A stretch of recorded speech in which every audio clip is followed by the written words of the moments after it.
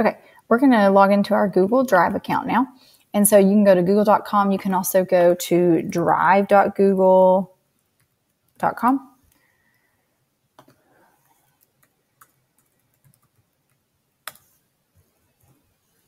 And so you're going to need to log in. Again, you'll need that email address, your cspc.net one. And you'll punch in your password.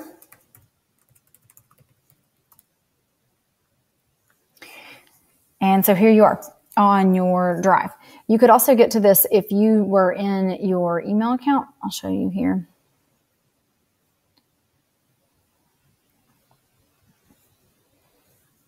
Okay. If you were in your email account, you can come up here to this top little app manager and just click Drive. So that's another easy way to get to it. So once you're here in your Drive, you've got a couple of different things. Yours might be completely empty when you start, or you may have a few things that have been shared. You can also go over here at the left-hand side and click Shared with Me, and that might bring up a whole separate set of documents.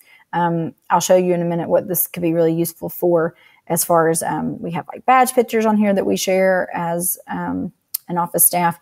When Mr. Schultz changed classrooms, he shared all of his stuff with me so that we could still get to it, which was really great.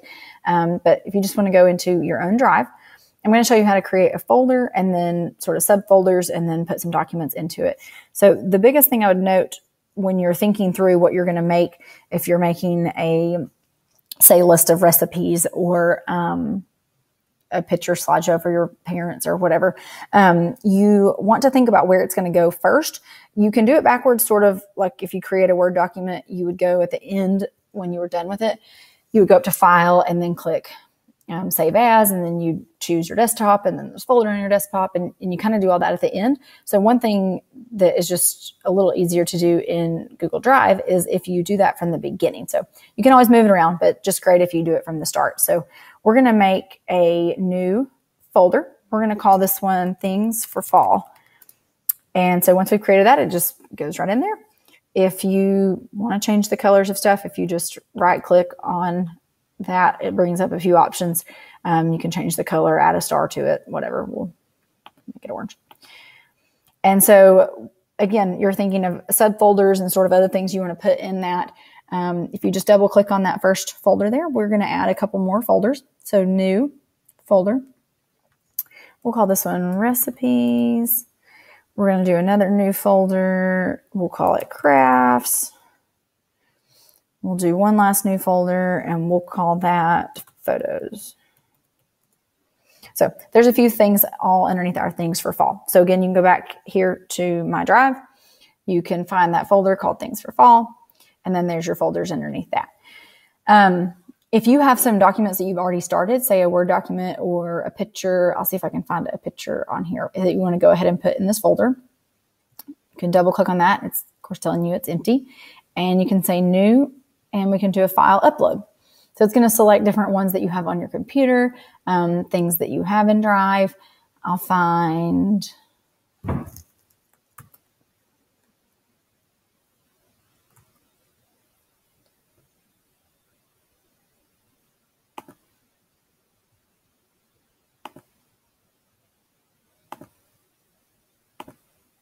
okay, this is one we made today, just a cover page. But if that was something you wanted to go in that folder, that's how it uploads. And once it's done, it shows you over here on the side, and you can click off of it, and great. Now you can get to that even if you didn't create it in that originally. One other thing that's nice, if you go back into the main folder and then these subfolders, of course, you could, inside crafts, you could make ones for your 2-year-olds and your 4-year-olds if you teach different classes or whatever. Back in that main folder, you can move things around. So within your Drive, if I made something in it and it comes out here in the open, you can physically drag the folders around inside of each other, or you can right click something. Let me find something that I have here. Our t-shirt signups. Say I wanted this little flyer here to go into a whole different section, and I want to put it within that fall crafts. You can right click on that and you can say move to. And this is what I was saying, if you think about it ahead of time where it needs to go, it's a little bit easier to just create it there. But this is the process you would do to move something. So you'd go find that document, you would say move to, and then it gives you the different options. So if I want to move that to things for fall and within the crafts, and then I can move it there. It's also going to tell you if you're moving something within a shared folder or out of a shared folder. So this t-shirts folder, I of course shared with our office staff so that we could all look at the updates for it. And now because the ideas for fall folder is not shared, it's just letting me know that that's not going to be the case anymore. So that's fine with me. Say okay. And now it's gone from in there. If I go back to my drive, back in things for fall, back in crafts, there's my flyer. And so it's pretty easy to move things around. But like I said, if you just start out with where you want to go, it's a little easier to make something new. Okay, back here on your main page, that should be enough to get you started on Drive. Down the right-hand side here, it tells you different things that have happened.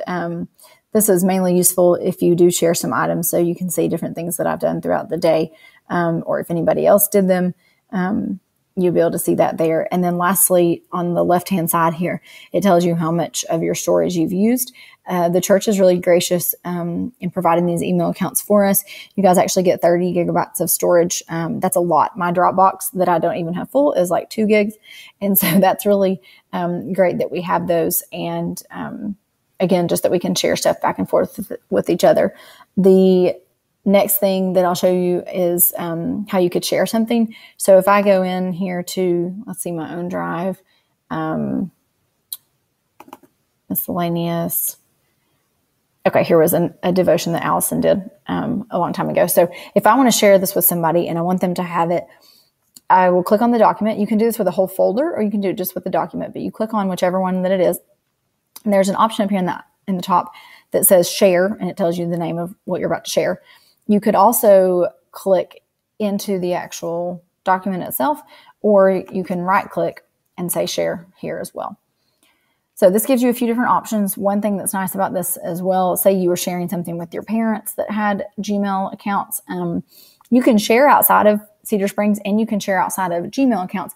The only difference, if they get it outside of a Gmail, they may not always be able to open it. So if it's like a class calendar or something like that, you still might want to go with like actually attaching it to an email and sending it that way. But within coworkers, other people that you know have a Gmail account, this share option is great. So that you can ask them, you can tell them whether you want them to just be able to edit it, that they could comment on it, or they could just view it. And that comment will disappear depending on if it's a Word document or a PDF or whatever it is. So, but you can definitely give them the option to edit something or just view it. And so if I'm going to say that they can edit it, we'll give this to our WDS office group and say send. And then it's going to show them an email that looks just like this when they get hold of it. Okay. And then once you or the other person has pulled up your email account, in your inbox, you would see one like this that tells who the person was, sent this via Google Drive, and it tells the name of the document. So when I go in to open that, I can click the name of the file, or I can click open, and it's going to open that up in Google Drive. This is an example of one that was typed in Word. And so I'm just seeing a preview of it. If I want to actually open it in Google Docs, I'll pull it up and it'll open here. And so there it goes with opening that in Google Docs. And so now you can edit that just the same, and be able to save stuff there. I would actually, since this is still a .docx, which is a Word document file, I would save this as a Google Doc. And just that way you're not worried about, making changes to it and it not showing up. You could then turn around and share that here up in the top right corner. You could leave comments if you ever needed to do that, but you could go in and share that with somebody else. Hooray, your file. Got it. And that's how you would share through an email.